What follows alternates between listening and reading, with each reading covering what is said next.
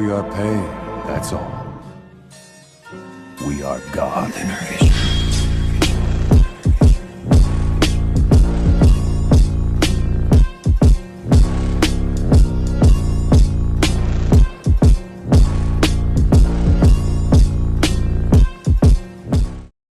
Yo guys! I'm Yuruzi. Part 5 of What If Naruto Didn't Become the Nine-Tails Jinchuriki. Naruto was born 5 years before the Kyuubi attack and the fox was sealed into his younger sister. His parent don't have the time to teach him, so he looks to others to help him become a great shinobi. Don't forget to hit like and subscribe and check the author in the description.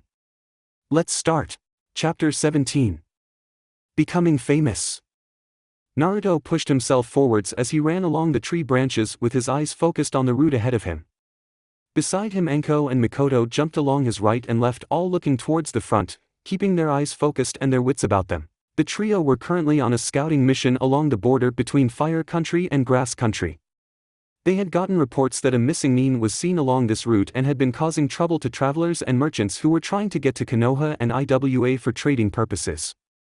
They originated from Wave, since Wave was a major trade point in the elemental nations, and this missing nin had caused the trading to get many major delays. Naruto was sent to investigate alongside Enko and Mikoto. Enko, since she wanted to get out of the village for a little while with the torture and integration division taking up a lot of her time.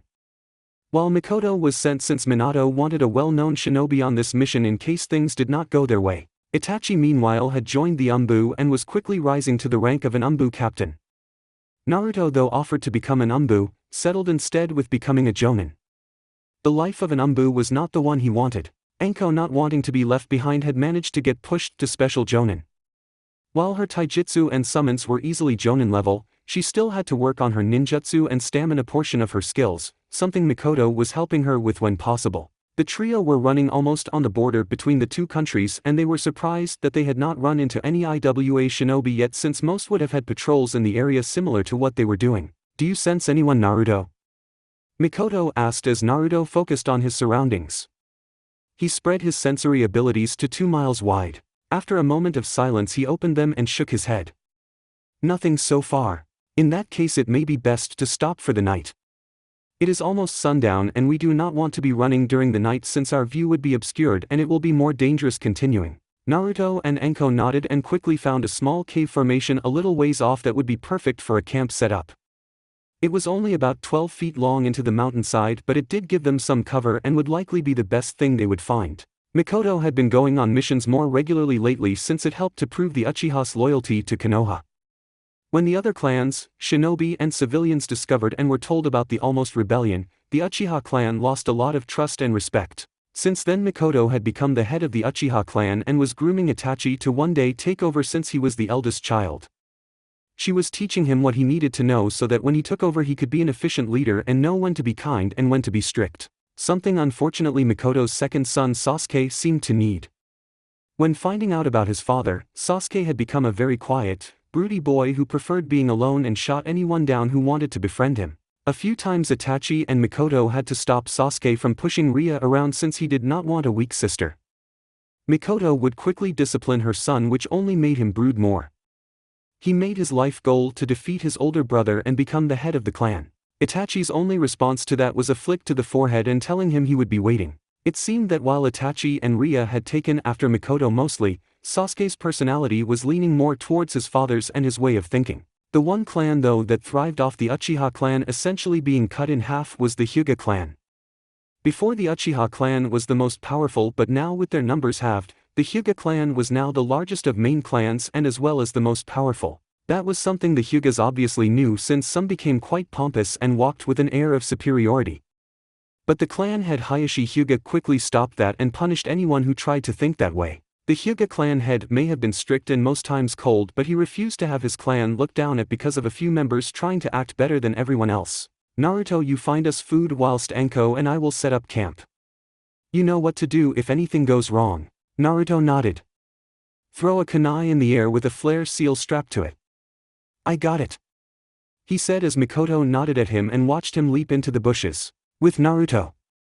Naruto searched the nearby wooded areas and managed to come across a small river about 8 feet wide and went up to Naruto's knees. He guessed it must have connected to one of the bigger rivers and towards a lake since he found it was teeming with fish. I was hoping to find a deer or maybe some rabbits, but I guess this will do, he said as went into the river. He closed his eyes and sensed the fish in the water as they gently and quietly swam past him. Waiting for a few moments, his hand suddenly struck the water, and a moment later his hand left the water and had a fish in his hand. Smiling, he threw the fish onto the river bank, and he copied this movement 5 more times until he had about 6 fish all resting on the riverbank. Nodding and thinking to himself, he just stood in the water for a few moments as he took in the clean air of the forest. He enjoyed the forest when it was peaceful and in a strange way felt one with it. Whether that was because of his Mokuton or it was just him. I should get back. No doubt Anko and Mikoto will want their dinner. Anko after all has a stomach that seems endless. He thought, though the same could be said about him. Stretching his arms and cracking his shoulders, Naruto got out of the river and shook his legs, making small splashes of water hit the dirt and grass. He picked up the 6 fish, 3 to a hand, and began walking, though before he could move a chakra signature appeared to his surprise coming from behind him. He frowned when he felt it was panicked and possibly injured from the erratic feelings he was getting from it. A moment later a second, stronger signature appeared and quickly determined that the first signature must have been running from the second one. The second signature was definitely Jonin level, while the first was lower than a Jonin but a bit higher than a Chunin. Looks like they're about a mile away, he thought, and could feel the stronger of the two closing in fast. Biting his lip, Naruto quickly made a shadow clone. Go back to Mikoto-sensei and Anko, tell them what I have sensed. I will put a flare kunai in the air when I have arrived to where the 2 signatures are. The clone nodded and took the 6 fish before he ran back to the camp, while Naruto turned, made sure his blade was strapped to his side before he pushed off as quick as he could and towards the location. As he ran, he could sense the 2 signatures getting closer and closer before he felt the first suddenly stop, almost like it was making a last stand. The second drew closer and flared its power. Naruto ducked under some branches and moved quickly and quietly through the trees, hardly leaving a mark on the branches from how fast he was going. Pushing off from the trees, he quickly found himself very close to the 2 signatures and found that they were in a small clearing. He poked his head through the bushes as quietly as he could and observed who the 2 signatures were. He first focused on the stronger of the 2. He was a man in his late 20s, maybe early 30s, and had blue eyes with a darker ripple around the pupil, waist-length green hair with the top 2 bangs falling down on his cheeks on each side, and having dark fleshy lips. He wore a gray hooded mantle with 3 red stripes. Under the mantle was a dark brown sleeveless vest falling to his knees where the inside was purple, a light brown belt, a light gray pants. All over his body were various protective bandages on his chest and legs. Naruto knew who he was from the studying the bingo books.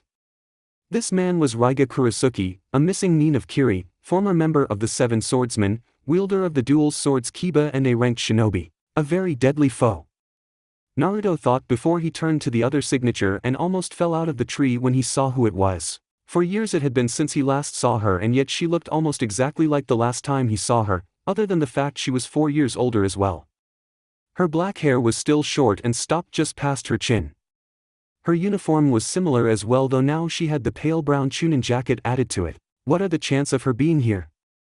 He thought to himself before he saw the swordsman raise the twin Kiba blades. The pair of swords was slim and straight double-edged blades. Both blades also have an upward curved bladed prong near the tip of one side of blade and another one near the base of the blade's other side. Mikoto-sensei will probably yell at me for this, he thought before with a burst of speed pushed himself of the tree branch and landing between the 2. The 2 Kiba blades were coming down at him, so he drew Shusui out and managed to block the strike. When he blocked it, he threw a kunai into the air making the flare, though no one was paying any attention to it. Naruto interference caused both to be surprised seeing another shinobi nearby, though Kuratsuchi had her jaw hanging open as she looked at Naruto. What is he doing here? Raiga though pushed himself away a couple of meters and looked at person in front of him. Kiroi Senko, was his first thought before he realized the person in front of him was too young and the hair was too short as well as the eyes. Who are you, boy? Why are you interfering? Raiga asked as he took 2 steps forward with the Kiba blade held tightly in his hands. Naruto shrugged. I was in the neighborhood and I heard fighting. I came to check it out, and you can imagine my surprise when I find a member of the 7 swordsmen fighting an injured Iwa Kunoichi. So why interfere? Last I checked Konoha hated Iwa and vice versa. Oh, they still do, but I think it's a stupid rivalry. Personally, I have no problem with IWA, and this girl here I know in a way. I don't really want to see her get killed. Naruto looked behind him for a moment to look at Kuratsuchi injuries. Her right leg had a big gash in it and a small bit of the bone was lodged out of her skin. It was a surprise that she managed to run as fast as she did with that kind of leg injury. He turned back to look at Raiga. You can't beat me, brat. I was once a member of the 7 swordsmen, 7 of the best kenjutsu users in all of Kiri. You think you can hold a candle to my skills? There is one way to find out. I have always enjoyed fighting strong opponents and I have always wanted to fight one of the 7. Kuratsuchi, who was lying behind them watching this unfold, did not understand it. She did not understand why he was protecting her. Shouldn't he hate her? After all, IWA and Konoha were like oil and water. They just don't mix. As Naruto readied himself again, he felt his Kagebushin from earlier disperse, and now knowing that Enko and Mikoto were on their way. Kuratsuchi, Naruto called, getting her attention. If you can move, then I suggest you move out of the clearing unless you want to get involved in your current state, he said. Kuratsuchi gave him a mild glare, but quickly dropped it before she did her best to crawl away. Focusing in front of him, Naruto's eyes went slightly wide when he saw Raiga now just a few feet from him with the Kiba blades coming down on top of him. He quickly brought Shusui up and blocked the strike and held it there as Raiga slowly began pushing him back, using his superior physical strength against Naruto. As Naruto got pushed back, he releases the hold from the 2 blades and ducked a swing. He then cocked his fist and threw it towards Raiga's side. Raiga though saw it coming and jump a few feet away only to see the punch caused a crater to form into the ground. I have to watch this one carefully, he thought, now recognizing that Naruto was not some run-of-the-mill shinobi. Raitun Raikyu, Raiga said as a ball of lightning formed in his hands and he threw it towards Naruto. Naruto though saw the ball coming. Futon Detapa. A burst of wind shot forward stopped the lightning ball dead in its tracks and making the lightning dissipate. Naruto pushed off from the ground and went to deliver a hard kick to Raiga's stomach. Raiga however caught Naruto's foot and twisted it, making Naruto's body twist in air before he fell to the ground. A little dazed, Naruto saw one of the Kiba blades coming towards his head and move it to the side, narrowly dodging the top of the sword. He brought his left leg up and kicked Raiga away, making the swordsman's feet skid along the ground a few meters before he stopped. Naruto got back up, but Raiga threw one of the Kibas towards Naruto's face and Naruto narrowly dodged it again, but this time felt the tip of the blade slash against his cheek as a bit of blood tricked down it. Naruto pushed himself away. Suitun Mizu Dangon no Jutsu. Raiga quickly did the same. Suitun Mizu Dangon no Jutsu. The bullets from each side collided with one another, neither managing to hit the opponent, and the jutsus quickly cancelled each other out. Raiga and Naruto battled, both trying to get the better over the other as Raiga swung one of the Kibas at Naruto, who managed to block the blade. Raiga then brought the second Kiba up and aimed it at Naruto's abdomen from the side. Naruto saw it from the corner of his eye and the blade hit Naruto. Kuratsuchi gasped a little seeing Naruto get hit, but then saw his front burst into smoke and be replaced by a log. Raiga looked around for a few moments before he saw a shadow forming beneath him. He looked up and saw Naruto coming down towards him. Naruto aimed to split Raiga right down the middle, but with his swords in an X shape, Raiga blocked the strike as the two again fought for dominance. This time though, Naruto used his footwork to his advantage and managed to slip his right leg between Raiga's. He then leaned forward as their blades were crossed and head-butted the swordsman, making him stumble back. Taking the chance, Naruto threw a chakra-enhanced kick to Raiga's stomach, making him tumble and skid to the ground. Raiga fumed as he got back up and felt a small trickle of blood go down his forehead before quickly swept it away. From the side of the clearing, Kuratsuchi was watching in slight awe. She looked at Naruto and could not believe that someone her age was managing to hold his own against someone as strong as one on the 7 swordsmen. I thought he was strong before, but in these last few years he has not been slacking. I can barely keep up with their movements as they are. Alright brat, you're not bad. I'll give you that, and your sword is a fine blade. But it's time to stop messing around, he said as Naruto watched as Raiga held up his right hand and made a sign. Kirigakure no Jutsu, he said as Naruto watched in panic as a heavy mist began to form around the field. As the mist settled in, he managed to notice as well before the mist covered the top that the sky had darkened and thunderclouds had set in. As the mist finally settled, Naruto could barely see 6 feet in front of him. His view was completely obscured and he quickly knew that eyesight was not going to help him here. I have to use my sensor abilities for this one. They might be the only thing I can use in this situation. Now you are in my territory, boy. Raiga said as though his voice could be heard from all directions. Naruto guessed he must have been projecting his voice with his chakra. This is a little trick I learnt from my old pal Zabuza.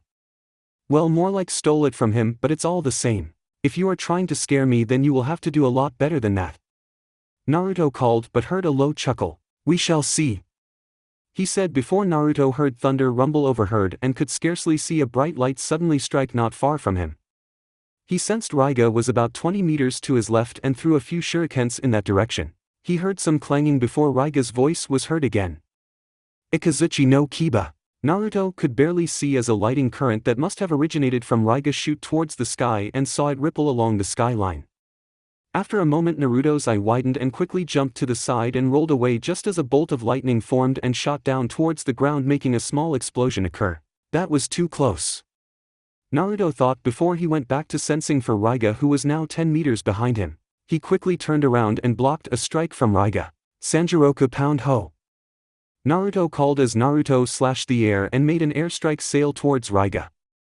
Raiga though only grinned as he ducked and rolled out of the way and went back to using the mist. Ikazuchi no Kiba.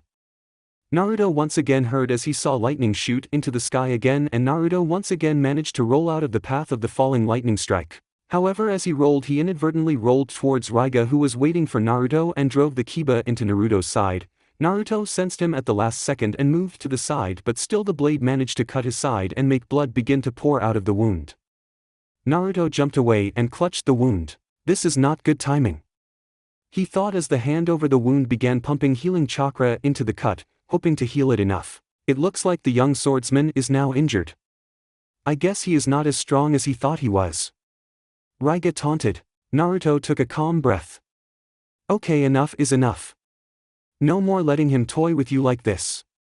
The next strike he might land on me could be the last. Use the training your senseis have given you. As his left hand poured some more healing chakra into the wound, Naruto brought his right fist up and slammed it into the ground, causing the entire field to quake and become dislodged as large rocks and debris shot all over the place. Raiga, who was going to strike Naruto again, lost balance and stumbled just as Naruto managed to sense where he was again. Pushing himself forward, Naruto clashed blades with Raiga again as Raiga tried to force Naruto back. He managed to do so but watched as Naruto burst in a puff of some. Where is he?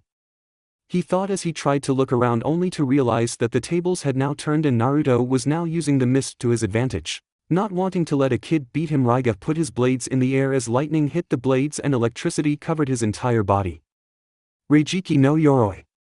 This is only good for one attack, but I will kill you. Naruto listened nearby as he closed his eyes and sensed Raiga. He could tell that jutsu in particular had taken a lot of chakra from him, and sooner or later the guy would be running on empty, while Naruto's large reserves still has plenty in them.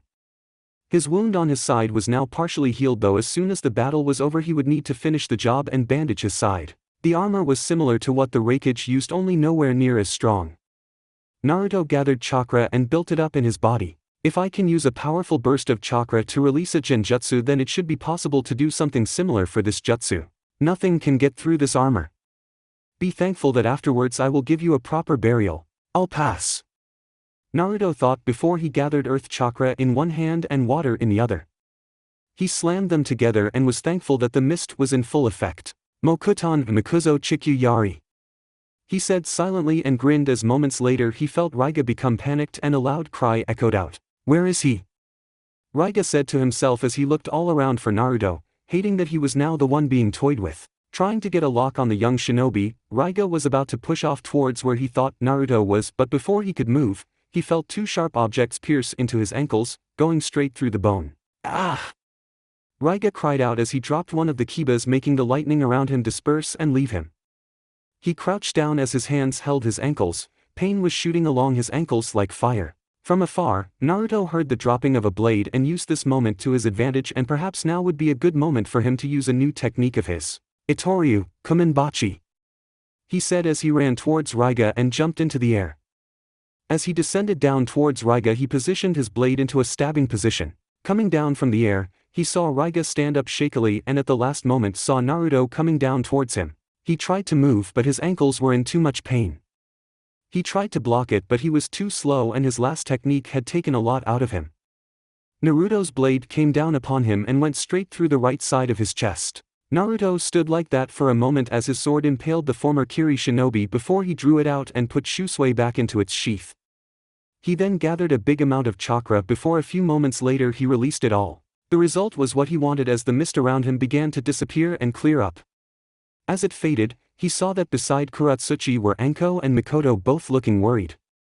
Though he saw Mikoto's shocked look when she saw Raiga slumped to his knees on the ground. "Whoa!" he heard Anko say as Kuratsuchi nodded from her seat on the ground. "I wondered when you two would get here," he said. He saw Mikoto look at him with a scowl on her face, but then saw her attention focus back behind him. Turning around, his eyes widened when he saw Raiga starting to stand up and grabbed his two Kiba blades. "Wow! What a guy! Now I know why he was a member of the Seven. This is not over yet, brat. Now until one of us is dead on the ground." Raiga managed to wheeze out even though his hands were barely able to hold the two blades. From the side, Anko was about to step forward but stopped when Mikoto put an arm in front of her. "This is not our fight, Anko. This is a battle between two swordsmen. If we intervene now, then we would only shame them both. This will most likely be Raiga's last stand," she said. They saw Naruto turn back around and grip his sheath as he got in a position that all three recognized. The whole field was silent as the two Kenjutsu users stared at one another. Raiga, despite the pain in his ankles, ran forward as the Kibas lit up, covered in lightning again. Every step he took sent waves of pain through his ankles, but he ignored it for this last moment, knowing it might be his last. He swung his blades down. "Raiga no Tatsumaki." As he closed in, Naruto closed his eyes and put his hand on the handle of the Shusui, and once Raiga got close, he snapped them open. "Itoriu Ia, Shurshur Sun Sun." Naruto disappeared and then reappeared behind Raiga as Raiga stopped dead in his tracks. A small trickle of blood went down his chin before he managed to turn his head towards Naruto and looked at the blonde, who now turned his head around to look at Raiga. "Why, you are a fine swordsman. I may have started out your enemy, but no, I am glad that I could fall to the sword of one who will become a great swordsman in our world." Naruto said nothing, but nodded as he made the final clink sound as his blade hit the sheath. When it did, blood spurted from Raiga's chest as a long diagonal cut appeared and forced Raiga to the ground. As he hit the ground, his eyes closed permanently, while Anko, Mikoto, and Kuratsuchi now had one thing on their mind. Naruto / he just killed a member of the Seven Swordsmen. Naruto looked at his fallen opponent and offered a small prayer as he wished for his opponent a good life in the afterlife before he put his hand over his left shoulder where a long cut now lay. I guess Raiga's last cut did manage to hit its mark, he thought. The wound was not life-threatening or anything, but he knew that it would scar over, and for that he was actually happy. It would be a scar that would serve as a memento from his battle with a member of the Seven Swordsmen and a powerful Kiri shinobi. Silently, Mikoto, Anko, and Kuratsuchi, who was being carried by Anko, reluctantly made their way towards him. They saw his wounds and knew he would need to get them checked over soon, but for the moment let him lament in his victory. Well, almost before he felt a whack on the back of his head. "Ow, what was that for?" he said, looking towards his sensei, who scowled at him. "What were you thinking, challenging an A-ranked shinobi and member of the Seven Swordsmen to a battle? You could have been killed, but I wasn't. That count for something, doesn't it? Perhaps, but if it did not go that way, imagine what your family will think when we might have had to take your body back to Konoha. Think next time, Naruto. Is your life worth risking for somebody who is a shinobi from another village?" Naruto shrugged. "Probably not, but I did so anyway. It would have been wrong of me to have just stood there and let him kill her. I won't let that happen on my watch. Not even if they are from another village. Personally, I don't care about the silly rivalry between our two villages, and I did the right thing." Mikoto and Anko rolled their eyes but knew Naruto would have intervened any way you look at it. "So what exactly do we do with the body?" Anko asked as Mikoto looked to Naruto, since he was the one who defeated Raiga. "I guess I will take it with me back to the Leaf. Raiga had a big bounty on him since he was an A-ranked missing nin and member of the Seven Swordsmen. It would be a nice income addition to have. Plus we now have the Kiba blades to deal with," he said as he walked over and went to pick the twin blades up, only for a new presence to appear and land in front of Naruto. The figure was a Kiri hunter nin that wore the Kiriumbu uniform. He had light blue hair that stuck up straight, and Naruto could sense he was at least Jonin level. On his ears he had talismans hanging from them, and behind his mask he could sense one of his eyes was different from the rest of him. Mikoto and Anko prepared themselves as Mikoto clutched her tanto in her right hand while Anko readied to bring out a snake summon. The figure stood in front of Naruto and looked down at the 14-year-old before looking at Raiga and shook his head. "What is it you want?" Naruto asked as the hunter-nin edged a bit forward as Mikoto and Anko took a step forward while Kuratsuchi just watched as she held onto her leg. "The Kiba blades. They are property of the village hidden in the mist and I will be returning them as such.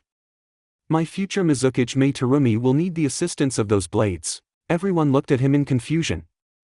"I thought the Mizukage was Yagura of the Three Tails. He won't be for long. Our Kiri rebellion will soon gain victory and Yagura's reign of terror will soon end. The Kiba blades will help in his end and the nickname Bloody Mist Village can finally be put to rest." Naruto looked towards the Kiba blades that were right in the middle of the two of them. He saw the rebellion hunter-nin reach for his kunai pack slowly. Not wanting to cause any problems, Naruto took a step back. The hunter-nin took this as a signal that Naruto would not take the blades. He leaned down and picked them up before he sealed them in a storage scroll, but when he went to collect the body of Raiga, Naruto stopped him by putting Shusui to his neck. "I don't think so. I triumphed over Raiga and I will be collecting his bounty. This will not be tolerable. Listen, buddy. If you have not noticed, you are outnumbered 3-1. I could have fought over those two blades, but I didn't because I knew there could be problems between Konoha and Kiri if I did that. The last thing I want is to bring unnecessary battles or war to my home. But this is where I draw the line. I will be collecting the bounty from Raiga's head." Naruto then leaned in and whispered in the hunter-nin's ear. "Unless you want me to tell the Hokage and the Hyuga clan that you have a Byakugan in that eye of yours," he said, making the blood run cold through the hunter-nin. He looked towards Naruto and retracted his hand away from Raiga. Without missing a beat, the Kiri hunter-nin jumped away onto one of the tree branches and sped off. Naruto meanwhile sheathed his blade and stored Raiga's body in a storage scroll. He walked back over towards his comrades and guest and headed back to their campsite. Naruto picked up Kuratsuchi bridal style, making the girl blush and wriggle, but a raised eyebrow from Naruto quickly made her stop and go quiet. As they ran along the treetops and Naruto verifying that Kuratsuchi was okay to go with them, the IWA girl made the best of what she got and leaned into Naruto. Next day. The next day Kuratsuchi was in a similar position as she held onto Naruto's neck from behind as he piggybacked her with Mikoto and Anko slightly in front of him. The rest of the night had been uneventful as Naruto healed Kuratsuchi's wounds while Mikoto used her limited knowledge of medical jutsu to heal Naruto. But once they got back to the village, he would have to go to the hospital to get them checked over. Not much had been said from Kuratsuchi other than thank you for the food and shelter from the Leaf Shinobi. Currently they were escorting Kuratsuchi to the border between their two countries and would drop her a little distance away from a patrol station. Mikoto did not want to risk the IWA Shinobi thinking they were hostile.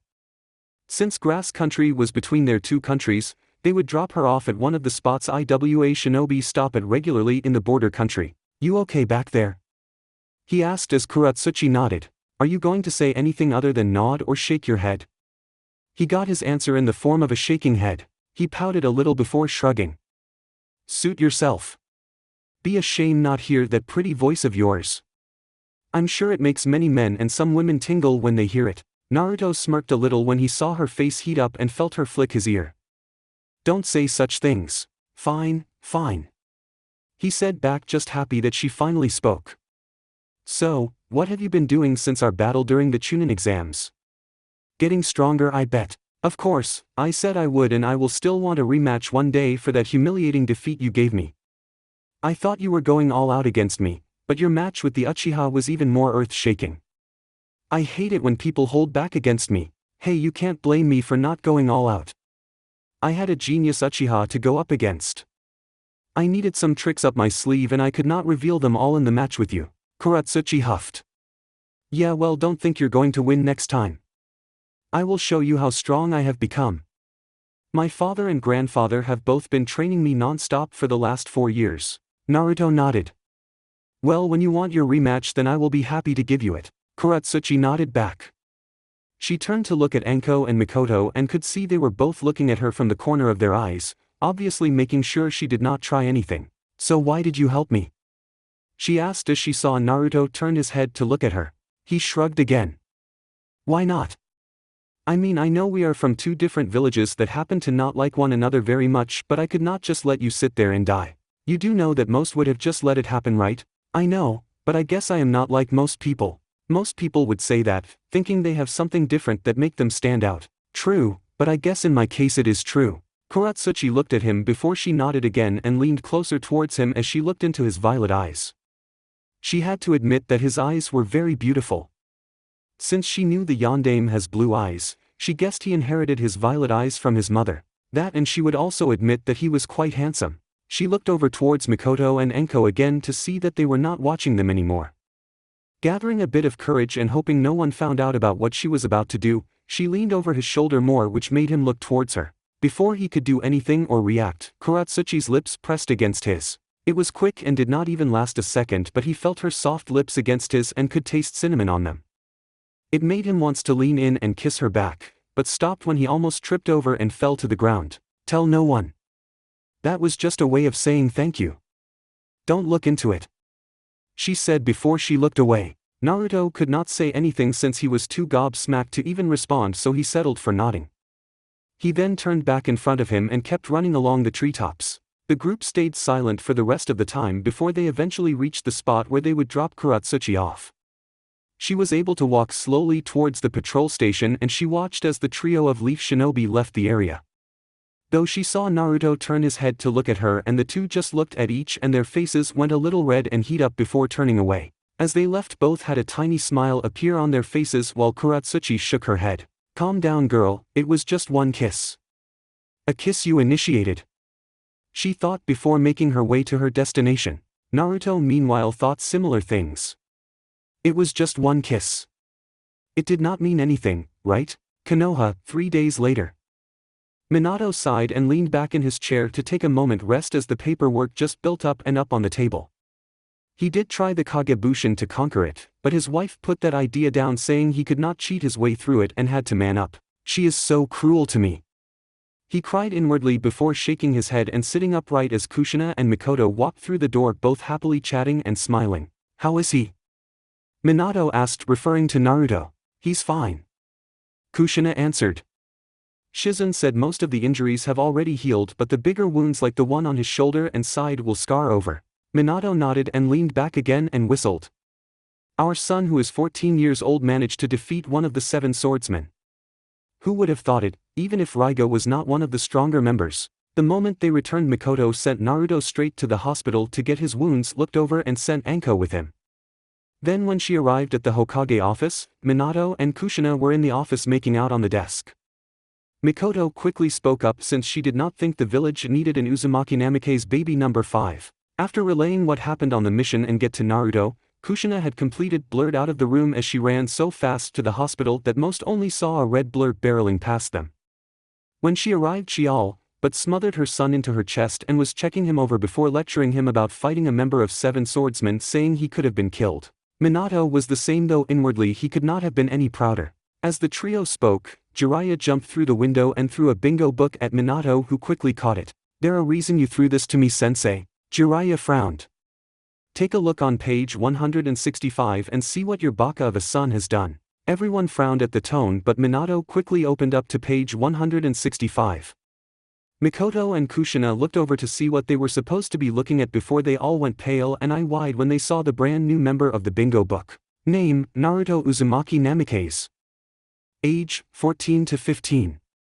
Gender, male. Origin, Konoha. Shinobi rank, Jonin. Caliber rank, A. Known alias, Konoha no Tsubasa Akuma, Konoha's Blade Devil. Known clan affiliation, Uzumaki clan. Known element affinities, Futon, Doton, Suiton. Skill list. Taijutsu, 4. Ninjutsu, 4. Genjutsu, NA. Intelligence, 4. Strength, 3.5. Speed, 3.5. Stamina, 4.5. Hand seals, 3.5. Weapons, katana made of black metal with a purple guard and black sheath. Physical description, stands 5'6" and weighs 155 pounds. Golden blonde hair and violet eyes, tanned skin, and is known to wear traditional leaf shinobi attire. Special abilities, known to have chakra sensor-like abilities. Despite age, he has Kage-level chakra reserves. Known family, Minato Namikaze, Yondaime Hokage, Kiroi Senku, Kushina Uzumaki, Beniheim. Other information, is known to have killed Raiga Kurosaki in a sword fight and is known to be able to use the Rasengan in battle. Bounty, 25 million Ryo, dead or alive stationed by IWA. 25 million Ryo, alive stationed by Oto. As they read the bingo book, everyone just stared at it in fascination and with a single thing on their minds. Incredible. Chapter 18. On my way. Naruto woke up and his eyes flickered as his gaze looked over towards the window in his room, getting a good look of the sky and the few clouds that hovered along it. Turning over, he then looked up at the ceiling for a moment before he felt a familiar feeling between his legs. He looked down and groaned again when he saw his manly part was erected and making a sizable tent form from his covers. It had been that way ever since he last met the IWA girl Kuratsuchi. He blamed that quick kiss she gave him because since then he had not been able to get her out of his head. Every time he thought of her he could still taste the cinnamon from her lips and as well as feel how soft her lips were. What are these feeling towards her?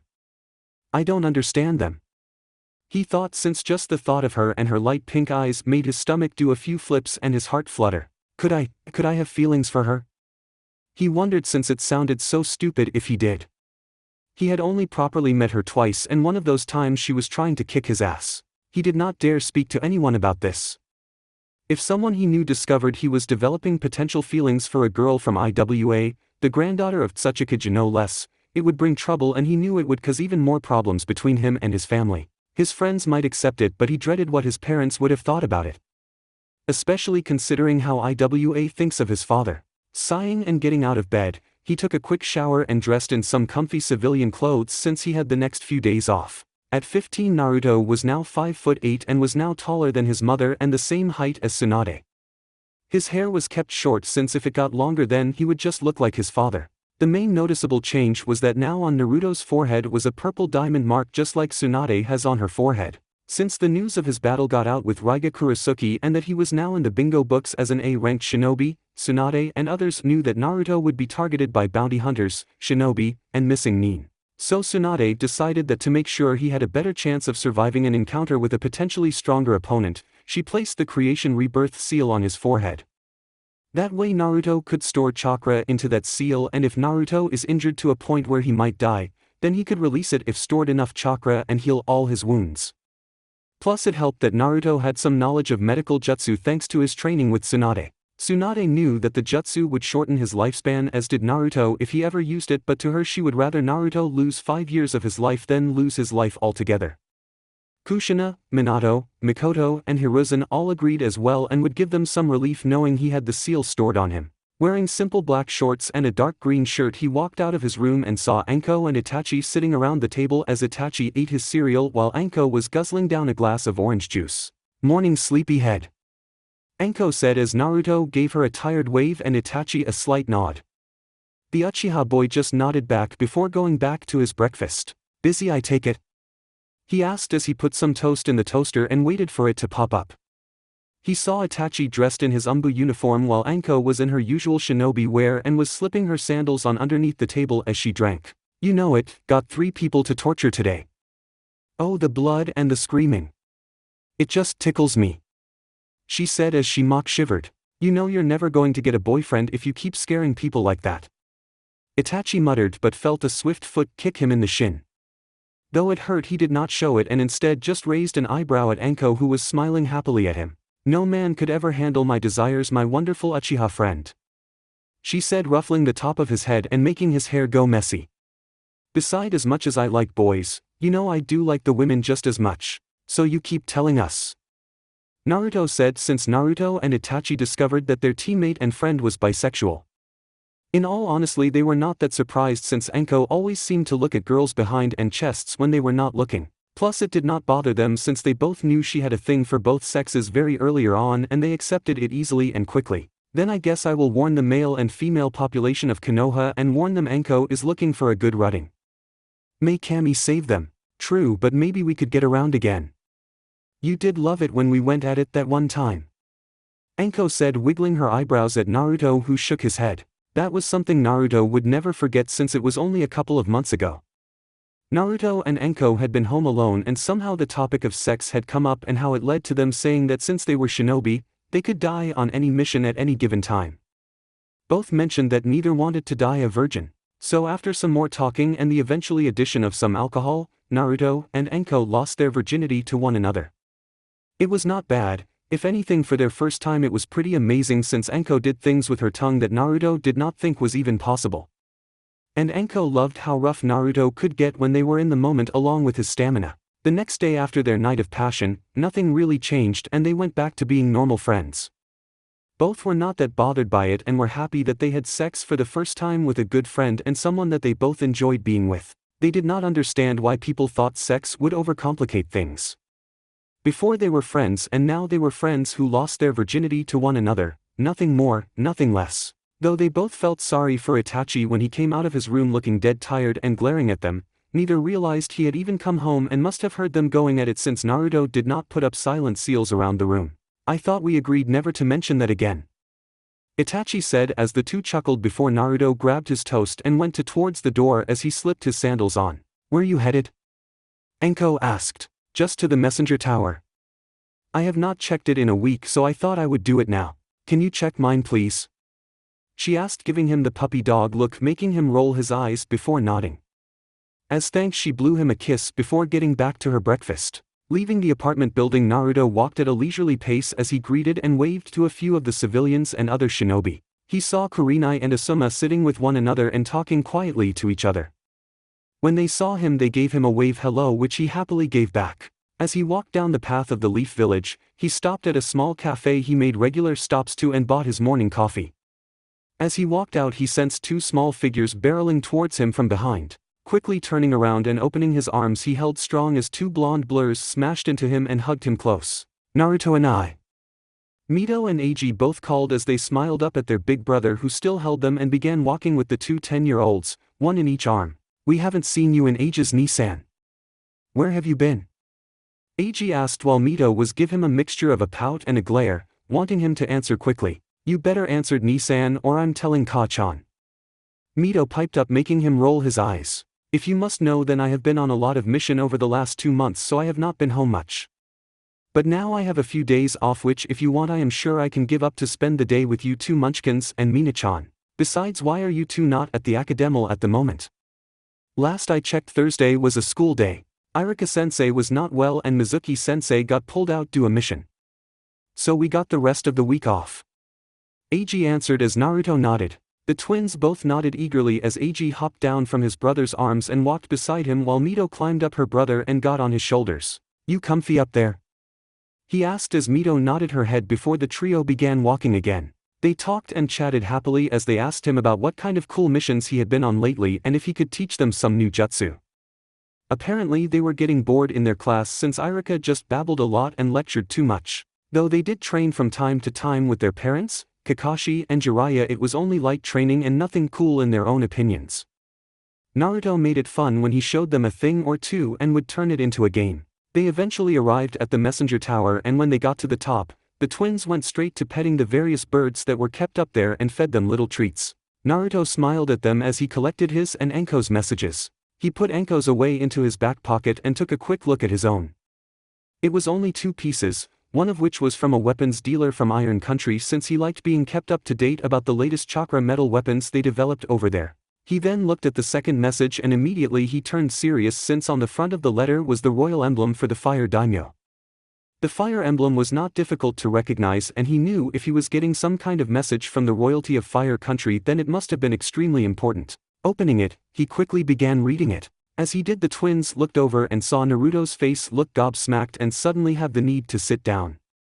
Both went over to try and look at what the parchment said but Naruto kept it close so that no one else could read it. The twins then resorted to climbing on his shoulder with their curiosity growing but Naruto then stood up making them fall on their butts. Oni-chan, what does it say? Mito whined while Eiji pouted, both hating being kept out of the loop. Naruto looked at it again for a few moments before looking at the twins. It is nothing to concern yourselves over. Do you know the way back home? They both nodded yes but still looked confused. Good, you should both go home. I need to go get some advice about something. I will see you both later. He said patting them both on the head before he took off quickly. Both the twins watched him go. Oni-chan is so weird sometimes, Eiji said as Mito nodded in agreement. With Naruto. Naruto ran across the rooftops as quick as he could before he landed in front of the Uchiha clan compound and quickly ran forward. He gave a quick wave or nod to the Uchiha members that knew him before he arrived at the main manor house. Approaching it, he saw Mikoto sitting on a porch reading while Ria was by her feet coloring a picture. Mikoto looked up and smiled when she saw her student coming towards her and placed her book down. Hello Naruto-kun, this is a nice surprise. I was not expecting a visit today, she said happily, but looked at him in concern when she saw his serious but nervous look on his face. She quickly sent Ria inside as Naruto took a seat next to her and showed her the letter that was in his hand. Her eyes went slightly wide when she saw the Fire Country emblem and already had an idea of what it might be. She scanned the contents of it as Naruto sat quietly beside her. Since Mikoto was one of only 2 people he knew about that could relate to this, he valued her opinion highly in this regard. After a minute, Mikoto looked up at him looking both stunned and immensely proud. They want you to join the Guardian Shinobi 12? She asked as Naruto nodded in his head. Naruto, this is such a huge honor. Oh, I am so proud of you. Mikoto leaned forward and hugged him in congratulation, which Naruto quickly reciprocated before they broke off. What should I do? I mean, should I take it? I don't see why you shouldn't, to be honest, Naruto. It's such an honor to be asked to join, and very few people ever get asked. They only ask those that the royal family recognize as the best or will one day become the best. The fact that you have been asked means that they recognize you as someone who has and will go on to do great things, I guess. Naruto answered, looking down at the letter. Plus it says they just want me there for 3 years, possibly longer if I choose to stay on longer. I would be back by time I'm 18. Then what has you doubting it? Mikoto asked her student. Naruto was quiet for a moment before answering. My life is here in Konoha, my family, my friends, my colleagues. Not seeing them for 3 years kind of scares me a little. I know it sounds silly, but I would be on my own if I go. When I am in trouble or need help, then I have people here to fall back on. You, Itachi, Anko, Gigi, Tsunade-sensei, Shizen-ne-chan, Ka-san and Tu-san. Mikoto nodded and she understood. Every time Naruto left the village for a mission, he was either with a team or with people he knew. Now if he went, he would be going on his own. As strong as Naruto was, the one thing he always hated was being on his own, and Mikoto knew that. Don't use your head for this, Naruto. That is the best advice I can give you on this, she said as he looked back at her. If you use your head, you will overthink it and start weighing the pros and cons. Tell me, Naruto, what does your heart tell you to do? Do you want to stay in Konoha, or do you want to go and join the Guardian Shinobi 12 for 3 years? Know now that whatever you decide, you have my full support as both your aunt and your teacher. Naruto nodded and sat there for a moment as Mikoto leaned back and just observed her student as he thought it over. In her own opinion, she wanted him to go because she knew it would be good for him. It helped her become where she was today as a shinobi, and she knew that it would do wonders for Naruto. It would start him on his path to becoming a shinobi that will rock the foundation of their world just like so few before him had done. He had the potential. It was one of the reasons she wanted to be his sensei. So she could say that he was her student and that she helped turn him into the great man she knew he would become. 10 minutes passed as the silence between the two was uncomfortable as Mikoto waited for his answer. Then just as she sat forward, Naruto turned to look at her and gave her a small smile. I think I want to join the Guardian 12. Mikoto had a look of pure happiness, and from her eyes you knew she was proud. Then you have your answer, and I think you have made the right one. This is an offer that will only come to you once in your lifetime.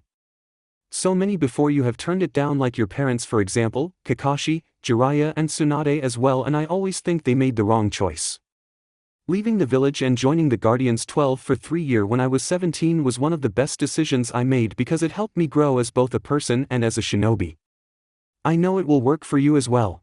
Naruto leaned over and placed his head on his teacher/aunt's shoulder as she patted his head. Thank you, Mikoto-sensei. You're welcome, Naruto. That's what I'm here for. Later that day. Since his talk with Mikoto, Naruto then went to Asuma since Asuma returned from being a member of the Guardian 12 2 years ago, and Naruto could see how much Asuma had both matured and how much stronger he had become. He was now one of the strongest jonin in the village. Speaking with Asuma, the son of the Sandaime Hokage congratulated Naruto on being asked and spoke with him for about an hour as he told him his time in the group and how it was 3 of his best years as a shinobi. He wished Naruto luck and told Naruto that he had made the right choice. Now Naruto had another job to do: tell his family. Thankfully it was easy to do since his family were all having dinner at the Namikaze household. He told Itachi and Anko earlier that day and the two had both congratulated him and wished him the best of luck. He had their blessings, which was a relief since he did not want his two best friends thinking he was just up and leaving them. He was sitting beside Shizun as his family were all round the table. His mother had Eiji and Mina next to her on her right and Tsunade next to her on her left. His father was at the head of the table while he was sitting right at the end with Jiraiya, Shizun and Mito sitting to his left. Hiruzen meanwhile was at the opposite side of table. Kakashi had also been invited but he was 2 hours late, so they started without him. Minato was conversing with Jiraiya about trivial things while Kushina was speaking with Tsunade and Shizun. Eiji and Mina were talking to Hiruzen, who was telling them old stories about his time as a genin. "Oni-chan, are you okay? You are being really quiet." Mito asked as Naruto nodded. "I'm fine, Mito-chan. I just have a bit on my mind, that's all. Is it about that letter you got today?" She asked. Thought said it a little loudly since everyone around the table heard. Ad looked towards Naruto. "Letter? What letter is she talking about, Naruto?" Kushina asked as she leaned forwards a little, looking a little curious and worried. Naruto looked around to see all eyes were on him. He sighed a little and stood up. He reached into his pocket and took the letter out. When everyone saw the royal family fire emblem, they looked a little surprised and already had potential outcomes going through their head. He leaned over and handed it to his father. Minato took it and began reading it over to himself for a moment before he looked at Naruto in surprise. "They want me to join the Guardian Shinobi 12 and I have decided that I want to go." No one said a word as they let the information sink in. He was not surprised when the first voice he heard was his mother. No, absolutely not. You are not leaving the village for 3 years to be some pompous man's bodyguard," she said with her voice raised high. "Naruto, this is a great honor." "Well done," Shizun said as she hugged him just like Mikoto did earlier. "It is quite an honor to be asked to join the Guardian 12, Naruto. I know Asuma speaks very highly of the group and that it helped him grow as a person and as a shinobi. Yeah, I ran in by Asuma-san and Mikoto-sensei earlier to get their opinion on this since they are former members of the 12. You told Mikoto before you told me? Before you told you family?" Kushina said, not looking at all pleased. "Of course I did. She is a former member of the 12 and she is my sensei. Who better to ask for advice on this? I don't think that would be wise." Jiraiya piped up as attention was drawn to him, causing Naruto's eyes to narrow at the man. He had very little respect for the perverted Sannin and viewed him with much contempt ever since the man showed that he cared very little for Naruto, as if he cared at all. Minato and Kushina have many enemies and Naruto being out of the village for 3 years would be bad idea. We don't need any unneeded attention from a 15-year-old trying to make a name for himself. Your family should come first in this and not your own selfish desires, Naruto. Jiraiya said as Naruto and a few other frowned at how he put it. The fuck's his problem? He should be pleased that I am out of his hair or not even really care. Naruto thought, looking at the toad Sannin. Yes, well, too bad it's not up to you, you old pervert. Naruto said as Jiraiya scowled. I have already chosen what I will do and I want to join for the 3-year contract. Mikoto-sensei, Asuma-san, Itachi and Anko have all given me their blessing and telling me I should take the offer while I can. The adults all looked thoughtful while his siblings looked sad at the thought of him leaving for so long. Mina especially was barely holding her tears at bay. Well, I see no problem with it. I think it would be a great experience for Naruto. Tsunade spoke. I know I turned it down as did many of us here, but that does not mean Naruto should have to. If he wants to join and protect the fire daimyo for 3 years, then he has my blessing to do so. She then smiled at her student, making him smile back at her. You already know my answer. Shizun said, ruffling his hair, making him pout a little before smiling again. And you already know mine. Jiraiya spoke, not bothering to look up from his dinner. And you know mine. I don't want him spending 3 years out of the village allowing Kami knows who to try and hurt him. Kushina spoke firmly, making sure everyone, especially Naruto, knew what she thought about this. Naruto then turned to Hiruzen, who had a contemplative look on his face. After a moment of silence, he took out a small piece of paper, wrote something on it and handed it to Naruto. Naruto then looked it over. Who is the king of the Hidden Leaf Village? It was a question that he had asked Asuma before he left for the Guardian 12 and a question Asuma had failed in answering. Now he wondered if Naruto would fall for the same answer or give the correct one. Naruto looked it over before he wrote his own answer down and gave it back to Hiruzen, who looked it over. Everyone else was looking in curiosity to what was being messaged between the two. The children and the next generation of shinobi of the Leaf Village. Seeing the answer and knowing it was the correct one, Hiruzen smiled and nodded at Naruto. "You have my blessing to go, Naruto." "Thank you, Gigi." Naruto said, relieved that Hiruzen was okay with him going. Turning around, the then looked at the only person who had not answered yet. Minato sat in his seat and everyone turned to look at him, waiting for what his answer would be. Being Hokage, he should have been used to being looked at in such a way and being used to the pressure. But since this was his son who the topic was mainly about, he could not help but feel a little nervous. He knew that the disadvantage would be that Naruto might be targeted by his or Kushina's enemies as well as die protecting the fire daimyo, since there would have been hundreds if not thousands of rogue shinobi or mercenaries that would want the head of the daimyo. The advantage though would be that Naruto would get to see more of the world, he would train with some of the strongest people in Fire Country and would be put in a positive light and gain the favor of the fire daimyo. Having a daimyo on your side could only be a great boost for any shinobi. He looked the letter over again quickly before looking up at his eldest. "When would you leave?" "It has no specific date but would like an answer ASAP. I don't think the fire daimyo is one to wait," he said, since after meeting the fire daimyo himself he knew the man could be a little impatient but overall was a pretty decent guy. He was a man that was worth protecting. "I am thinking in 2 days' time. I have already sent a return letter saying I would join. They will probably be expecting me to arrive by sometime next week." Minato nodded and sighed. He scratched his head before answering. "I guess your mind is already pretty made up then, isn't it?" he asked as Naruto nodded as he confirmed the statement. "If it's what you want then I will not stand in the way," he said, giving his son a small smile, and was happy when Naruto returned one. Though by the look on his wife's face she most likely was not happy with it still and would be giving him an earful later that night. As everyone slowly began to talk and discuss again, Naruto noticed the chair where his baby sister Mina had been sitting was now empty. He could hear tiny footsteps making their way upstairs before he sighed and stood up. "If you could excuse me for a moment," he said, as everyone now noticed that Mina had snuck off at some point and guessed Naruto was going to go talk to her. Mina's room. Naruto walked up the stairs and walked towards Mina's room. On the door it had Mina's name written in pink and had little stars and glitter decorating it.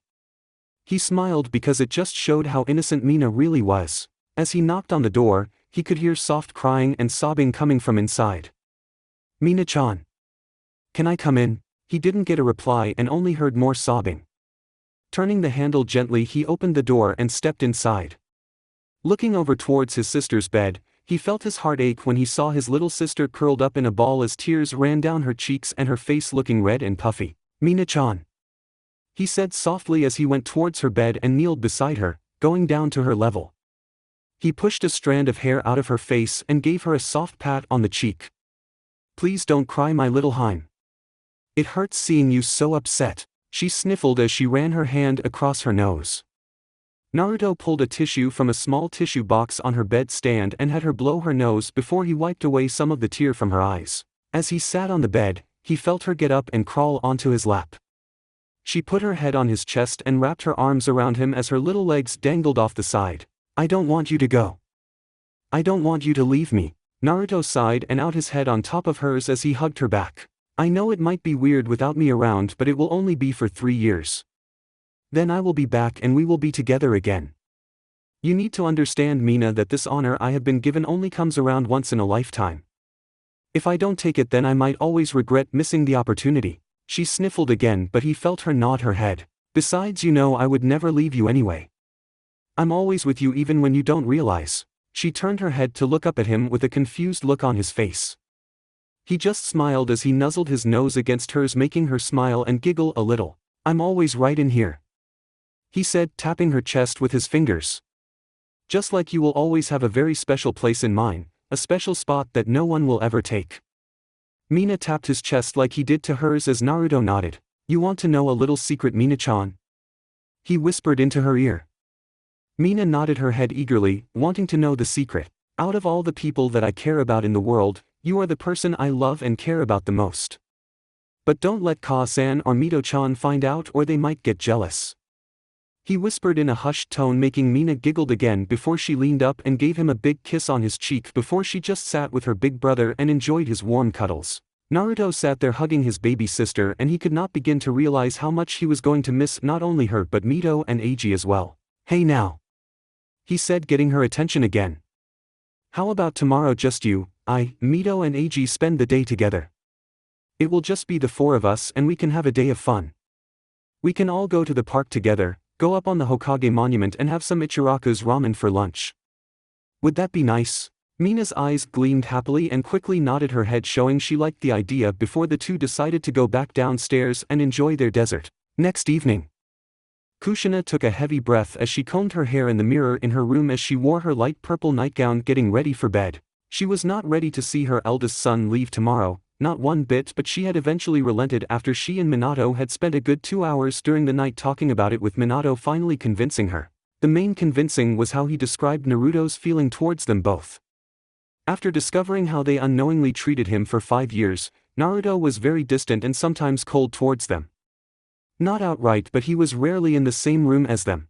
Now though some of that trust had begun coming back, and Minato said he had noticed that Naruto was talking to them a bit more than he used to and he smiled more around them. It showed that things between the son and parents were slowly being rebuilt at a good steady pace, which is what both parties wanted. Realizing that, it helped her see that Naruto was not a baby or a little boy anymore. He was a young adult and a shinobi of Konoha. One that could hold his own and protect himself when it came. He was a smart boy and he knew when things got too bad and when to bail. So eventually she gave him her blessing. "You coming to bed, Kushi-chan?" Minato asked as he put a book to the side and got ready to go to sleep. "I will in just a moment. I just want to check that the kids are okay," she said, standing up as Minato nodded. Walking out of her room and into the hallway, she first stopped at Mina's room and peered in. However, she saw that Mina was not in her room. A brief bit of panic hit her as she went to look into Naruto's old room, since the twins and Mina convinced him to stay with them for his last 2 days, something Kushina was so happy with. Looking in once again, she saw her children was not in the room. Now even more panicked, she almost ran over to the twins' room. She opened the door and was about to go in, but stopped herself when she saw what, or better yet, who was in there. The 2 beds that the twins slept in had been pushed together to make a bigger bed, and in this new bed was all 4 of her children. Naruto was lying in the middle and had Mina's fast asleep on top of his chest as her little head lay in the crook of his neck. Eiji and Mito had stationed themselves on his side and cuddled into him. Over them were Naruto's arms, which kept them secure against him. Kushina had to bring her hand up to her mouth to stop little sobs from coming out. The scene in front of her was nothing more than perfection. The 4 people that she had carried, birthed and loved more than life itself, all together in a peaceful sleep. "I don't think I have seen them all together like that since they were little," Minato said, appearing behind her and wrapping his arms around her. Kushina leaned into her husband as they looked at their children happily. "It will be strange with Naruto gone for 3 years. I don't like the thought of one of my babies so far away from me, but I can't keep babying them all forever. I have to let go eventually." Minato nodded silently as they just stood there for a moment looking at their children. At the same time they both noticed that there was a bit of space on the bed where Eiji was laying. Minato saw Kushina look at her children with pure unconditional love. He kissed her head. "Stay with them for tonight," he said as she looked at him. "There is room for 1 more on the bed and I know you want to stay with them. Stay with our children tonight and I will see you in the morning," he said. Kushina looked at Minato and smiled at him. She gave him a kiss on the lips before they broke apart. "Thank you," she said as Minato nodded at her before quietly going back to their room. Closing the door behind her, Kushina walked towards the bed and quietly tucked into the bed and laid on her side. She wrapped her arms around Eiji and felt her youngest son lean into her as she kissed his head. She saw Naruto's hand just beside her and gently held his hand into hers. She felt him squeeze back slightly and not reject it, making her happy. She leaned down on the pillows and slowly began to fall asleep. She could spend any night in the same bed as her husband, but just for tonight she wanted to sleep beside her babies and keep them where she could see them. Next morning, Naruto stood in front of one of the Konoha's main gates with a rucksack slung over his right shoulder that had various clothing and some storage scroll contained inside it. The gates were wide open, ready for him to set off and make his way to the fire capital. Behind him Minato, Kushina, Eiji, Mito, Mina, Tsunade, Shizen, Hiruzen, Mikoto, Itachi, Anko, Hayate, Yugao and Hana all stood there as they waited to see him off. He first said his goodbyes to his friends as he shook hands and one shoulder hugged Hayate and Itachi while the girls gave him full hugs and a peck on the cheek. They reminded him to get stronger because when he came back to the in 3 year, they will have advanced forward a lot. Next was Shizen, Mikoto, Tsunade and Hiruzen. He hugged all 3 of them as Hiruzen gave him some parting advice as well as a few elemental type jutsu for him to master. Hiruzen also told him that when he returned, he would be looking forward to a future spar with his surrogate grandson. Naruto was more than happy to accept. Shizen gave him some healing cream and ointment that should last him a year, maybe longer depending how much of it he needed. She let a few tears slip as she kissed his forehead and reminding him to stay safe and not to get too overly confident. Mikoto wiped a stray tear away as she hugged her student and kissed his forehead as she thanked whoever was listening that she got to be part of this wonderful young man's life. Tsunade did the same and gave him a kiss on the head as well as pass over the Shodaime Hokage's necklace to him, which surprised everyone. "I know you will be the first to break this curse," she said before she discreetly slipped a storage scroll into his cloak as she hugged him. "That scroll contains some of my grandfather's Mokuton jutsu. The time away will be the best time to begin fully practicing your bloodline." Naruto nodded before he eventually got to his family. His father was first who brought Naruto in for a hug. Naruto accepted the hug as father and son stood there for a moment before breaking apart. Minato put his hand in his pocket and gave Naruto one of his 3-pronged kunai. Naruto looked at him as if ready to say no, but Minato beat him to it. "Just in case," was all Minato said. Naruto hesitated for a moment before nodding and slipped the kunai away into his cloak. He knelt down to Eiji, who sniffled a little. He put his hand on his little brother's head. "With me gone for the time being, I need you to be the one to look after our sisters. Do you think you can handle it?" Eiji quickly nodded and gave him a confident expression as he slipped his pinky around his brother's, making a pinky promise to protect their sisters. The 2 brothers hugged for a moment before they broke apart. Next was Mito, who was teary-eyed, and Naruto quickly brought her in for a hug as she sobbed a little. "I'm going to miss you," she said through her sobs as Naruto gave her a sad smile and kissed the top of her head. "I'm going to miss you too. But it won't be forever. I will come back, and when I do, I want to see how much my little sister has improved in her shinobi skills. Remember to practice every day and don't get lazy or sloppy," he said as Mito nodded and went in for another quick hug before Naruto turned to his littlest sister, who had the hiccups as she cried. "My little Minaheim. Don't cry. Remember what I told you," he whispered to her as she hugged him tightly around the neck. He felt her nod her head and poke his chest. "In there and in here," she said as she tapped her chest as well, making Naruto nod at her. "That's right.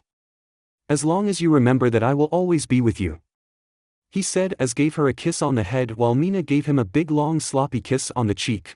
"I will write to the 3 of you when I can, and I want you to tell me how everything at home is okay," he said to his 3 siblings, who all nodded and were all brought in for a sibling hug as Naruto wrapped his arms around the 3 as they snuggled into him. After a few more moments passed, they broke off and Naruto had just one person left to say goodbye to. He moved over and stood directly in front of Kushina, who was doing her best not to start crying and tried to be strong. But judging from the way her lip was quivering, it was not going so well. She opened her arms out as if asking if she could hug him and internally hoped he would accept. Naruto stood there for a moment before he smiled and moved in and hugged his mother. He wrapped his arms around her since he was now taller than his mother. Kushina wrapped her arms around him as well and began speaking quietly to him. "I know you are grown up now, but as a mother I need to tell you these things. Remember not to stay up too late and to get plenty of rest.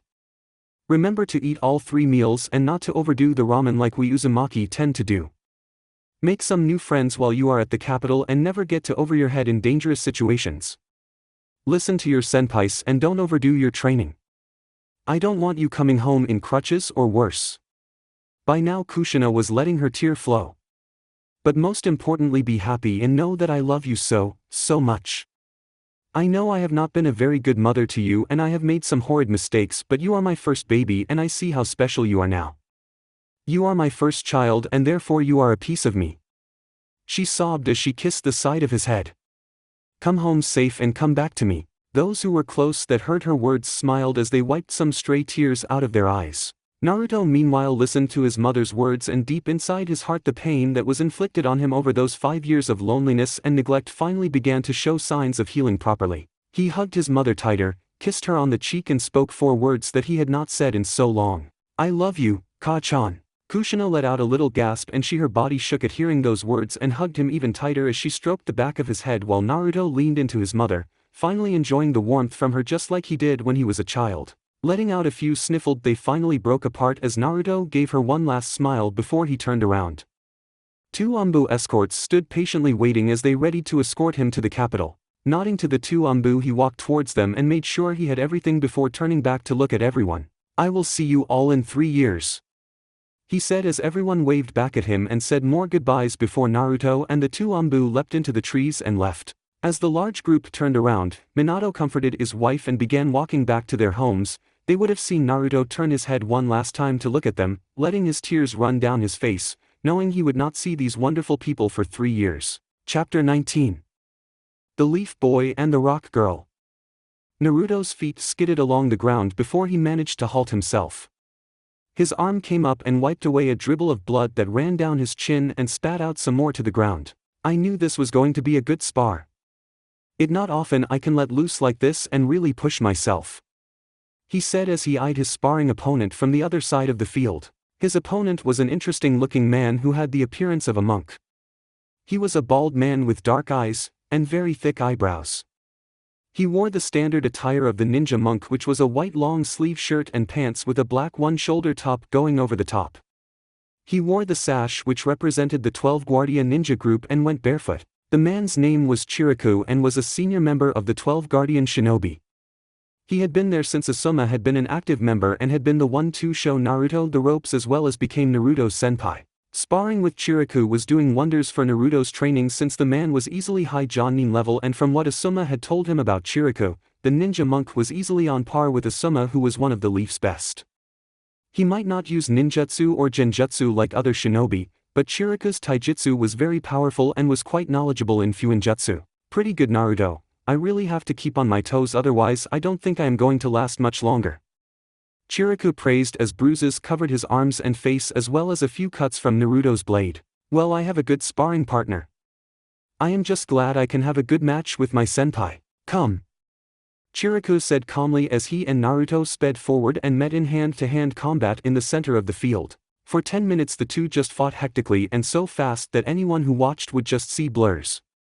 The ground they sparred on was beginning to crack from the pressure of the pure taijutsu fight. The two met in the middle, again, and both landed a hit on one another's face, making each feel the powerful blows of the other's fist. "Prepare yourself, Naruto," Chiriku said as he got in a new stance and an idol of a Buddha appeared behind Chiriku. "Reigo, Senjutsu." Naruto remained calm as so many golden aura-like arms appeared around Chiriku and were beginning to sail through the air towards him at a very high speed. He had seen his technique multiple times before, and no matter how much he dodged he always ended up getting hit. Asuma had told him about Chiriku's greatest taijutsu technique and now he understood why it was so fearsome. It was great in both offense and defense. Naruto readied himself before he began dodging the multiple arms sent towards him. He jumped, he skidded, he ducked, he rolled, and used any way possible to dodge the attacks. One attack skimmed his face while another managed to sail just an inch from his shoulder. "I wonder if there is any way to recreate this technique.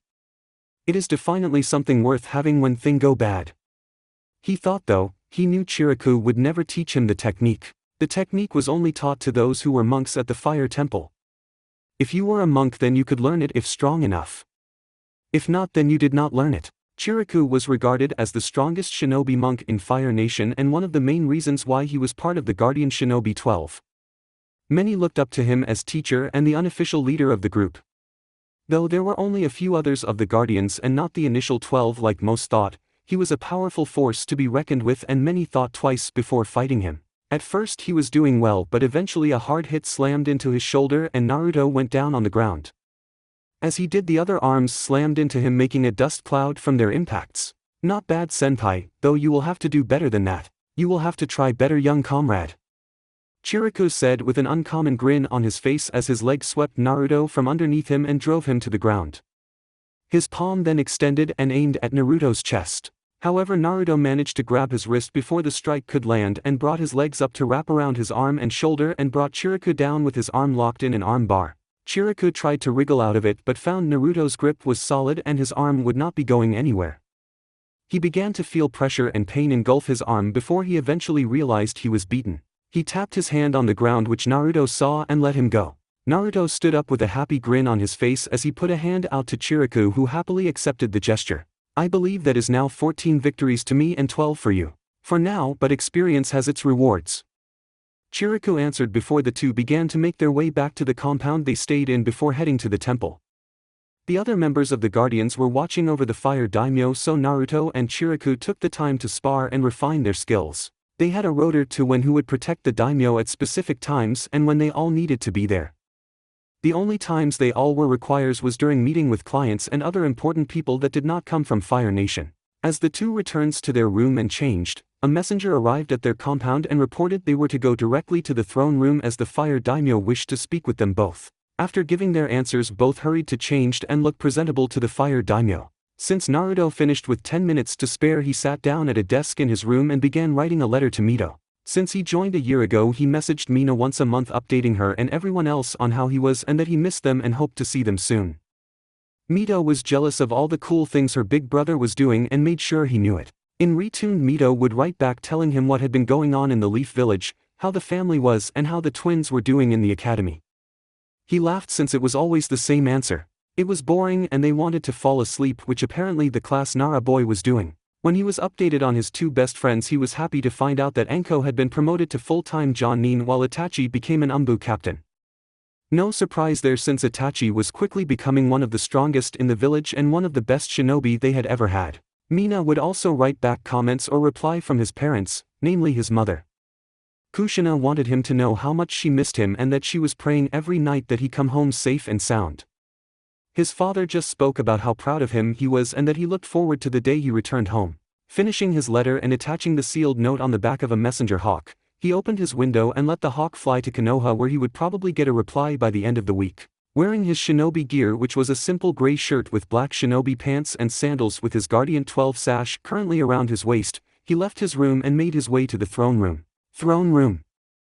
Entering the throne room, Naruto saw the 7 other companions already standing in a line, none saying a word as they waited for the arrival of the fire daimyo.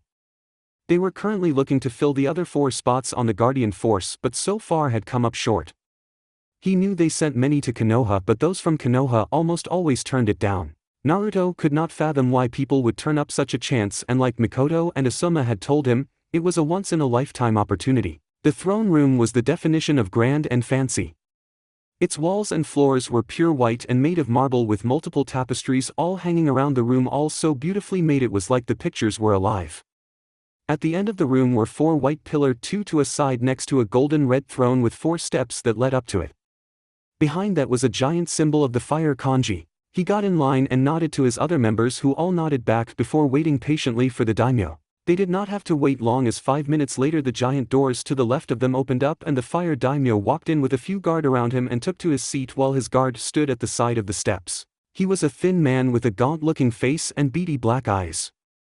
His was quite tall and had slightly tanned skin, though much lighter than Naruto and his family's. He had bony cheekbones and wore his traditional royal clothing and headpiece. While Naruto, though the man was a very fickle and indecisive man who could be swayed very easily, he was not as stuck-up and pompous as Naruto had once believed or how his mother described him. He was actually a pretty nice person and had taken a shining to Naruto since the daimyo was fully aware of parentage and personally wanted him to be one of his guards for a time. The room was silent as the daimyo slowly fanned himself with a small fan he always carried. His family was probably elsewhere around the palace, while his wife was most likely chasing around that demon cat of her Tora. That stupid feline gave every shinobi in Konoha the shivers. Afternoon everyone, and thank you for coming, the daimyo said as the guardians all bowed. Hi daimyo-sama, they all said in unison before they stood back up to listen to the announcement that the daimyo had for them.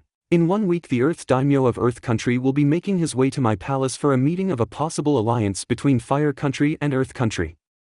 It is to help set up some trade routes and to see if we can calm the tension between our respective shinobi villages. The guardians all nodded before the daimyo continued. The Earth daimyo will be coming with a guard of IWA shinobi that I have been told will be led by the Tsuchikage son Katsuchi. I also hear his granddaughter will be coming as well. Now since I know the relationship between IWA and Konoha, I expect all of you to be on your best behavior, and anything less than that will not be tolerated. You are here to protect me from those that wish to harm my family and myself." Again they all nodded, while Naruto felt his stomach suddenly become a little uneasy and nervous after hearing that Kuratsuchi would be coming again.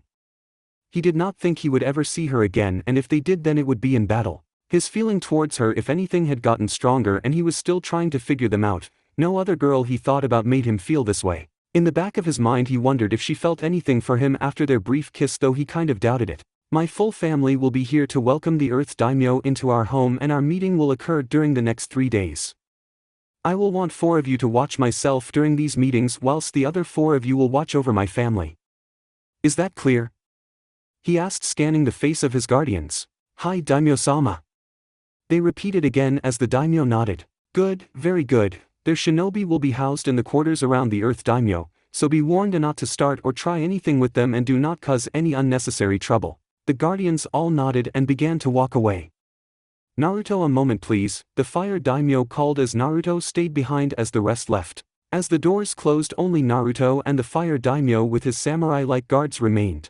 "Tell me Naruto, will the IWA shinobi be causing a problem for you given the distrust your parents have for them, as well as the hatred IWA shinobis are noted of having for your father?" Naruto was surprised that the daimyo asked, but quickly shook his head.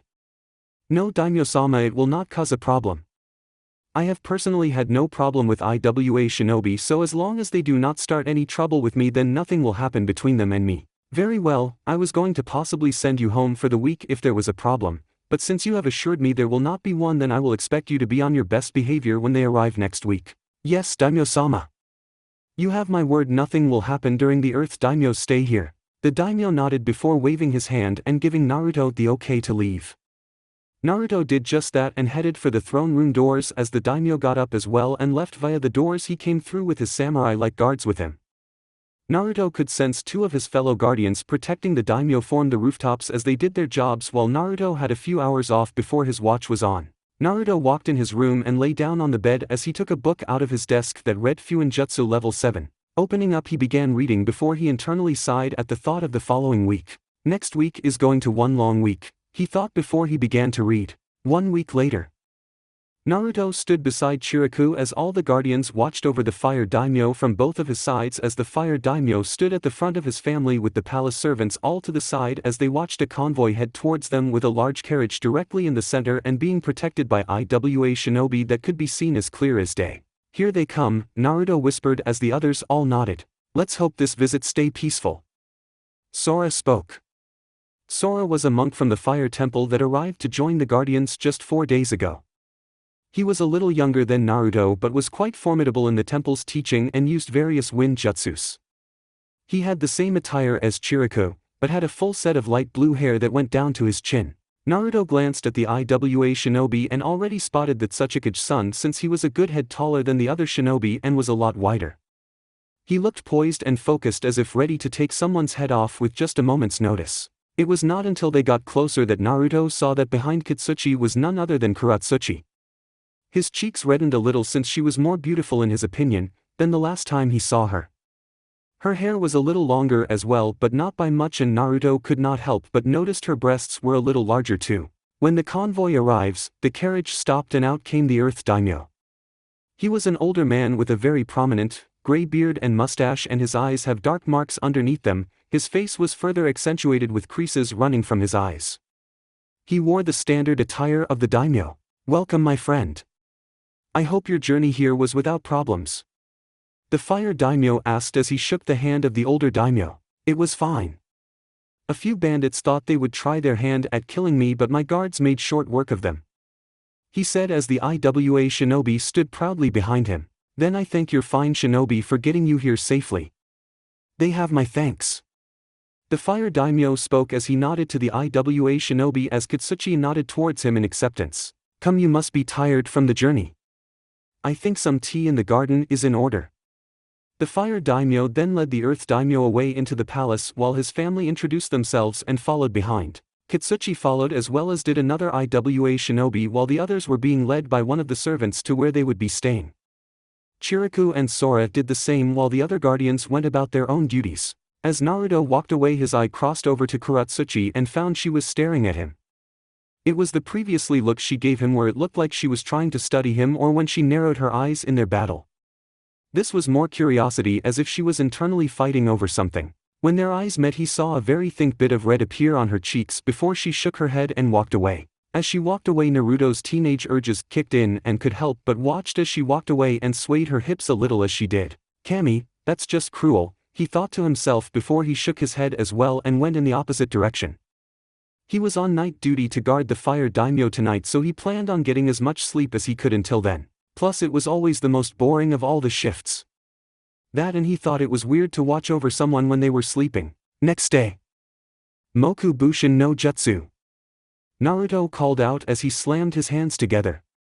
On his shoulder, wood suddenly began to sprout out from his shoulder and began to form and take a human shape beside him.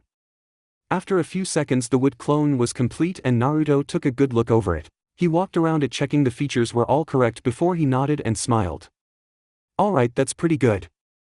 No flaws in this one. I think I am finally getting this jutsu down. What do you think, Kiera? From the side, the large form of Naruto's white tiger familiar. Kiera was no longer the small cub he could put on his hand and was now a head taller than he was and was longer than a horse.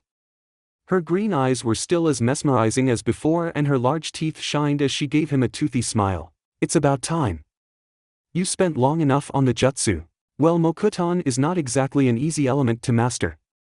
It is probably why only one person has ever done it before.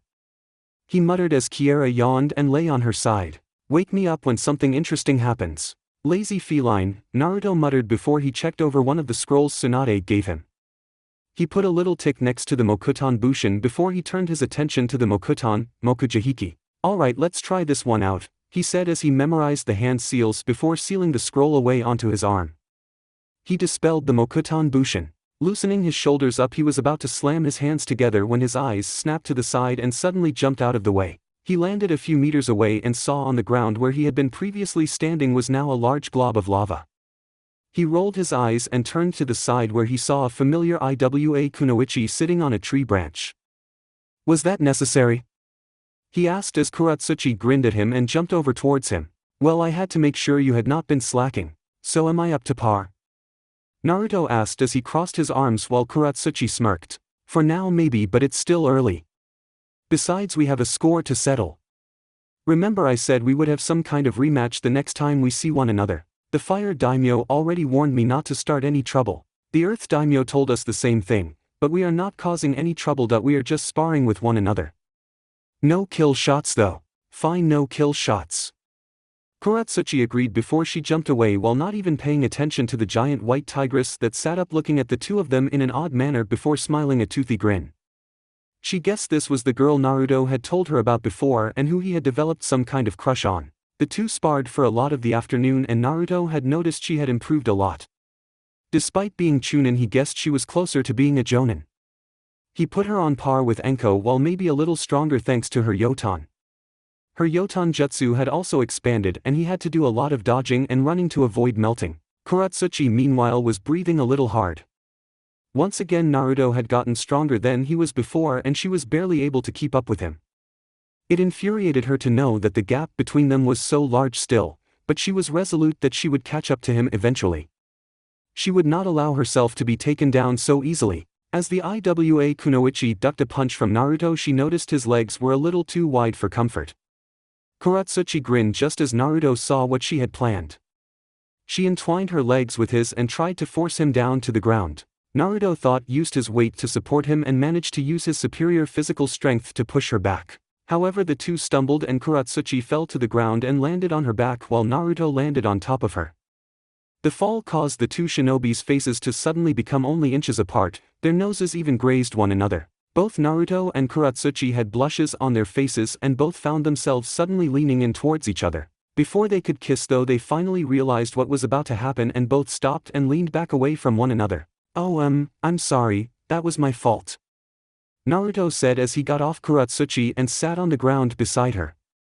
Kuratsuchi then sat up and looked away, not wanting him to see her blush anymore. It's fine. It was a sparring match, so something like that happens from time to time. Kuratsuchi said as she tried to get her blush to fade. Naruto nodded and only now noticed that the sun had begun to go down and evening was beginning to fall in. Their sparring match must have lasted a long time since they had started at sparring at 4 in the afternoon. Do you have guard duty? Kuratsuchi suddenly asked as Naruto shook his head. I have already done my shift today. I'm not guarding again until tomorrow morning. Oh, okay. I have the same. I guess I might see you then since the daimyos have another meeting in the morning. Good night, she said as she got up off the ground and started to walk away. However, she did not get far since Naruto's hand grabbed her wrist. His hold was firm but it was gently as well. She was surprised how soft his hands were. Have dinner with me? He blurted out as his mind began to process what he just said. Oh God, did I just ask that? Kuratsuchi looked as shocked as he felt since she was not expecting him to ask her that. Her blush was beginning to return. Have dinner with him? But this is so sudden. What do I say? She began weighing the pros and cons in her head, as well as thinking what on earth her father and grandfather would say if they discovered she went on a date with the son of the man Iwa hates the most in the world. She was not sure if it was the right choice, but instead of listening to her head, she followed her heart. She saw Naruto look at her with a pleading look before he smiled a little when he saw her nod. Okay. I could get some food right now. That evening, Naruto and Kuratsuchi sat beside one another as Naruto enjoyed his miso ramen while Kuratsuchi ate her shrimp ramen. Both eagerly ate their meals while they made light conversation. So how did you parents take you joining the Guardian 12? From how the Beneheim is described in Iwa, she sounds like she is very protective of those close to her and wants them kept in her sight. Yeah, that does sound like Ka-chan, but then again mothers are like that. Naruto said. She was against it at first but eventually she accepted it. She just realized I was not a baby anymore and that I could look after myself. It sounds nice. Naruto nodded. What about your mom? Kuratsuchi shrugged. I don't know much about my mom.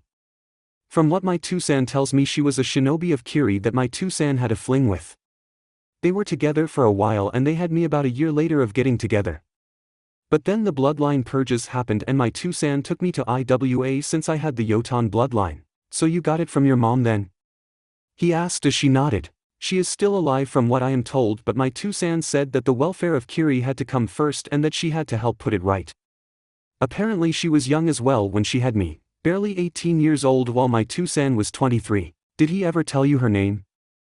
Naruto asked as he took a piece of pork in his mouth. Only her first name. My mother's name is Mei. Mei-ha. That's a pretty name. Do you think you will ever meet her? One day, hopefully, as long as the rebellion wins and takes over from the Mizukichi. I always wondered what it would be like to have a Ka-san. I love my Tusan and even my grumpy old Gigi, but there are some things that only a daughter can really go to her Ka-san with. I just hope I get the chance to meet her one day. Naruto nodded. Though his relationship with mother had been strained until he left, when he had a problem that needed a woman's opinion he would have gone to Tsunade or Mikoto. Mikoto since she was like his aunt, and Tsunade because she was like a second mother to him. So do you have any goals? Being a kunoichi, you must have a dream. Naruto asked as he pushed his bowl away and out his head in his palm as he listened. Kuratsuchi tapped her chin before she spoke. Not really, to be honest. Just to one day become a well-renowned kunoichi and then maybe have a little family of my own one day. What about you? The same, to be honest. Become a well-known shinobi, be strong enough to protect those I love, maybe aim to be Hokage one day since the job kind of appeals to me, then a little family of my own. Well, you are already in the bingo book, so you are already well known. You can mark that off the list. Kuratsuchi commented. Oh, I know. I think I have your grandfather to thank for that. He said as Kuratsuchi looked a little sheepishly at him. I am sorry about that. I tried to reason with him, but while he was thankful to you for saving me, he also recognized that you were getting stronger as a potential threat. He was just following what other Kages or shinobi would have done. Naruto sighed. I guess, but it was a bit of a horrid way to say thank you. Kuratsuchi went a little silent since she knew he had a good point. After a few moments of silence she stood up. I should probably get back to my room. We both have early shifts after all. She said as Naruto nodded and got up as well. I will walk you to your place of residence. It's the least I can do as a gentleman. He said as the two began walking side by side with Kuratsuchi giving him a small smile as thanks. They walked in silence as they wandered around the capital before they made their way back onto the grounds of the palace. They walked in a comfortable silence since both were just enjoying the night air and the sounds that nature was making. As they made it to where Kuratsuchi was staying, she briefly turned to look at Naruto. "Thank you for the meal. Today has been quite nice," she said as Naruto nodded. "I was thinking the same. Well, I guess this is where we part ways," she said as she turned to walk away, but stopped when a small burst of courage hit her again like it did 2 years ago. She bit her lip but leaned towards Naruto to kiss him on the cheek. However, Naruto turned to look back at her and her lips planted themselves on his lips. They stayed like that for a few seconds before they broke apart as both looked a little shocked from what just happened. Neither said anything as they looked at each other in shock at what just happened. After staring at one another for a few seconds, they did the most logical thing they could think of. Kuratsuchi jumped him and slammed her lips into his lips while Naruto picked her up by her legs and leaned her against a wall. "Oh God, you don't know how long I have wanted to do this," Kuratsuchi said as her hands went through his hair. Naruto was no better as his hands were in her hair and going along her thigh. "That kiss you gave me 2 years ago has been the only thing I could think of since then. God, I have wanted to kiss you so badly since then." They stopped talking for a few minutes as they just kissed and just enjoyed the moment. Eventually, after 10 minutes, they broke apart and Naruto settled her down. "Oh God, that was amazing," she said as she could still feel his dominating lips against her own and how good it felt. As she revealed in what had just happened eventually began to hit her. She just made out with a Konoha shinobi, not only that the son of the Yondaime. Naruto was too gobsmacked to really talk. "I should go," Kuratsuchi said, but before she could go Naruto grabbed her wrist again. "Have dinner with me again tomorrow. I want to go on a date with you." "A real date," he said as Kuratsuchi tried to find the words to use. The damage had already been done in a way and Kuratsuchi wanted to feel those lips of his again. Though she was open with her family, perhaps there was something she could keep to herself. "Okay," she said before giving him a quick kiss again before she left for her room. Few days later, Naruto stood beside the guardian shinobi 12. He watched as the Earth Daimyo shook hands with the Fire Daimyo before getting into his carriage and began to make his way back to Earth Country with his shinobi walking from the sides of the carriage. As they began to leave, Naruto's eyes caught Kuratsuchi's just like they did when they arrived at the palace over a week ago. Naruto grinned a little when she saw Kuratsuchi give him a wink and blow him a quick kiss while no one was looking. He winked back before mouthing, "See you soon. Look forward to it." She mouthed back before she turned away and focused on the mission at hand. "Something you want to tell us, Naruto?" Chiriku asked while Naruto shook his head. "No senpai, absolutely nothing," he said as he covered a small hickey that was on his collarbone. Kuratsuchi meanwhile did the same thing as her father noticed she was wearing a light pink scarf around her neck that he had never seen before. Kuratsuchi did not feel like explaining where the hickeys came from since she and Naruto had made out every evening when they could. "Something you want to tell me, Kuratsuchi?" Kitsuchi asked but saw his daughter smile and shake her head. "No, San, nothing at all. That's it for part 5. Thank you for watching and see you in the next video."